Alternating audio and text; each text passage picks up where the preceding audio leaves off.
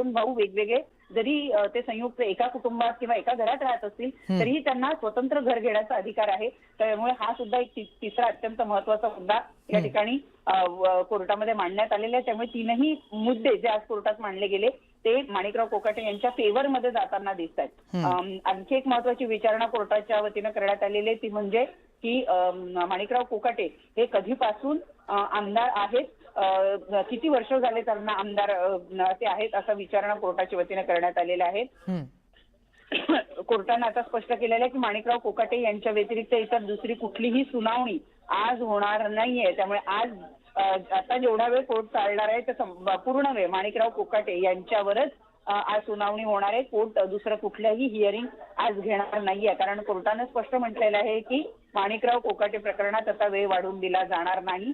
याची मागणी सरकारी वकिलांनी खरं तर केलेली होती, परंतु त्यांना ती वाढवून दिली जात नाहीये. आजच या प्रकरणामध्ये न्यायालय निर्णय देणार आहे.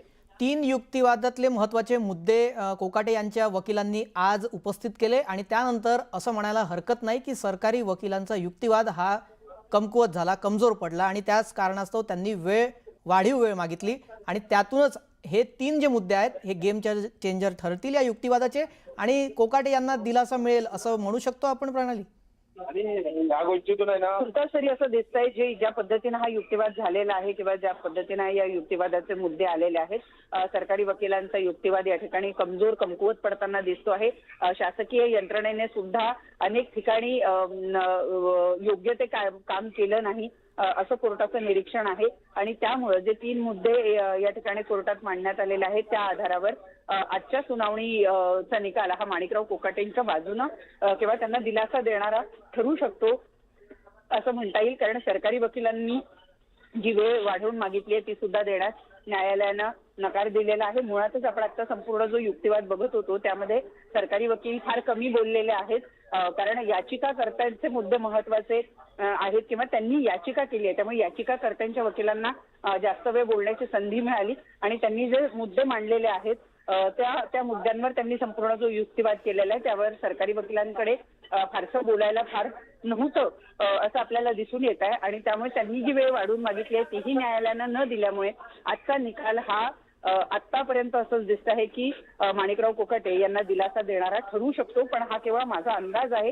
ज्या पद्धतीने हा युक्तिवाद झालेला आहे त्यानुसार, त्यामुळे कदाचित असं म्हणता येईल आपल्याला की माणिकराव कोकाटे यांना दिलासा मिळू शकतो. जी, आपण आता अंदाज बांधला, या संपूर्ण प्रकरणावर आपण बारकाईनं नजर ठेवून आहात आणि त्यानंतर चर्चेतूनच आपण या अंदाजापर्यंत पोहोचलो. मात्र आता वैद्यकीय त्यांची जी बुलेटिन आहेत, मेडिकल बुलेटिन, ती थोड्याच वेळात येणं अपेक्षित होतं. 4 वाजता येणं अपेक्षित होतं, 4:30 वाजता आहेत आणि त्या संदर्भातलाही काही अपडेट अजूनपर्यंत आलेली नाही आहे. तर या निकालावरच त्यांची वैद्यकीय स्थिती ही आता पूर्णपणे अवलंबून आहे असं म्हणायलाही हरकत नाही. काय वाटतं प्रणाली? हॅलो, माझा आवाज येतोय? हा बोला. प्रणाली, आपण आता सध्या पाहतोय जो युक्तिवाद केला जातोय आणि त्यानंतर आपण अंदाज बांधला की हे झुकतं माप जात आहे कोकाटे यांच्या फेवरमध्ये आणि त्यानंतर गेल्या तासाभरापासून जी मेडिकल बुलेटिन त्यांची रखडलेली आहे तीही आता लवकरच येईल असं म्हणायला हरकत नाही, कारण याच निर्णयावर ती मेडिकल बुलेटिन विसंबून आहे. नाही, ते खरं तर मेडिकल बुलेटिन येणं अपेक्षित होतं, परंतु त्या मेडिकल बुलेटिनचा या संपूर्ण युक्तिवादावर किंवा केसवर फारसा परिणाम होणार नाही. तो परिणाम होणार आहे तो त्यांच्यावर होणाऱ्या अटक कारवाईवर.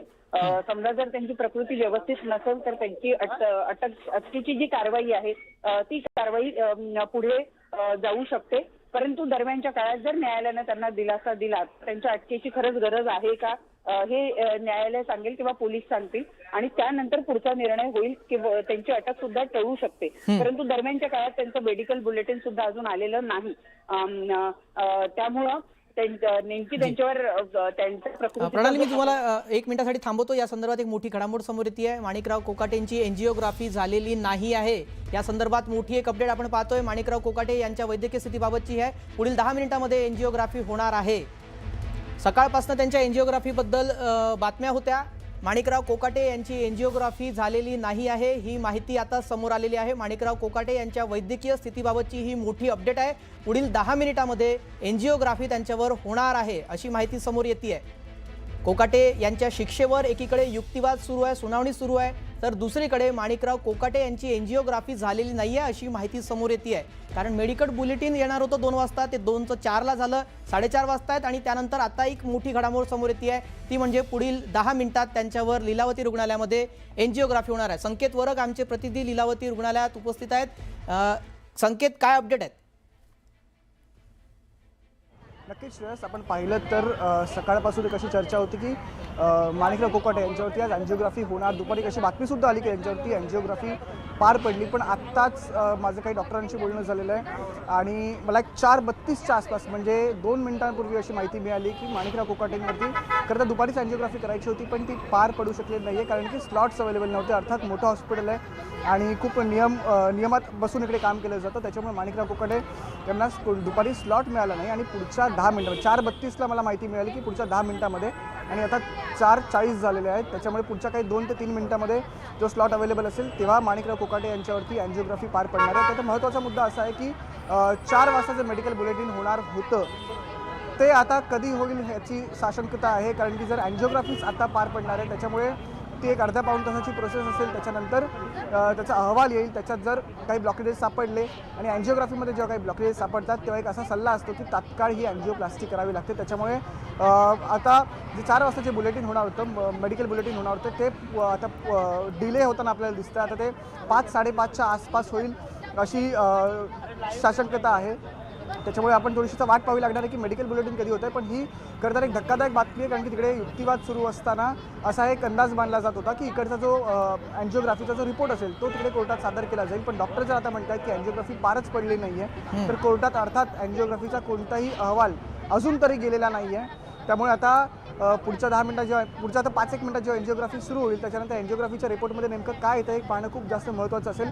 खरं तर आपण याच्यामध्ये पाहिलं तर एंजिओग्राफी एकतर पॉझिटिव्ह किंवा निगेटिव्ह, जर पॉझिटिव्ह असेल तर उपचार घ्यावे लागतील आणि प्राथमिक उपचार इथेच घेणार, कारण की आता असं असतं की अशा प्रकरणांमध्ये असा कोर्ट सल्ला देईल की शासकीय रुग्णालयांमध्ये घेऊन जावं लागतं अशा प्रकरणांमध्ये। त्याच्यामुळे माणिकराव कोकाटे यांना इथेच एंजिओप्लास्टी त्यांची पार पडणार, इथेच जरी पडली ती पार तरी त्यानंतर त्यांना शासकीय रुग्णालयात हलवणार, जेजेला हलवणार की परत नाशिकला घेऊन घाटी रुग्णालयात हलवणार हे पाहणं खूप जास्त महत्त्वाचं ठरणार आहे। तिकडे युक्तिवाद सुरू आहे, करता युक्तिवादात आपण मला एक अपडेट मिळाली आहे ती अशीच आहे की कोर्टाने म्हटलं आहे की निकाल जो आहे तो आजच लागणार आहे। त्याच्यामुळे 2 गोष्टी होऊ शकतात, एक म्हणजे दिलासा मिळेल किंवा दिलासा मिळणार नाही।